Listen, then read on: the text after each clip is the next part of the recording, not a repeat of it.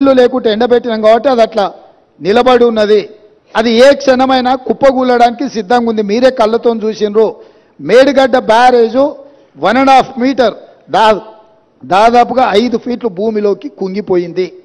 ఇది మేం చెప్పడం లేదు, సాంకేతిక నిపుణులు చెప్తున్నారు. కళ్ళకు గట్టినట్టుగా పగుళ్ళు కనిపిస్తున్నాయి.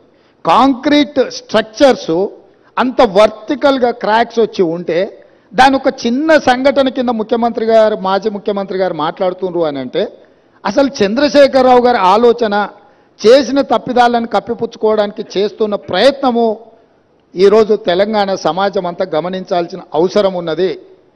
అందుకే చంద్రశేఖరరావు గారు దయచేసి రేపటి శాసనసభ సమావేశాలకు మీరు హాజరు కండి. శాసనసభ సమావేశాలలో బడ్జెట్తో పాటు సాగునీటి పారుదల శాఖ మంత్రి ఉత్తమ్ కుమార్ రెడ్డి గారు ప్రవేశపెట్టే శ్వేతపత్రము సాగునీటి ప్రాజెక్టుల మీద మీరు చర్చలో పాల్గొనండి.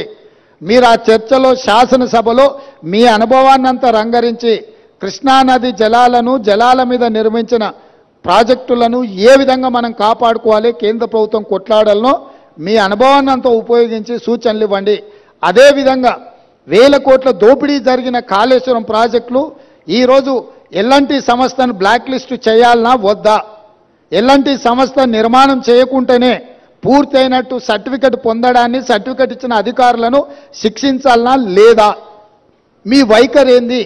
కాళేశ్వరం ప్రాజెక్టు మీద జరిగిన అవకతవకల మీద నీ పార్టీ వైఖరి, మాజీ ముఖ్యమంత్రిగా సాగునీటి పారుదల శాఖ మంత్రిగా మీది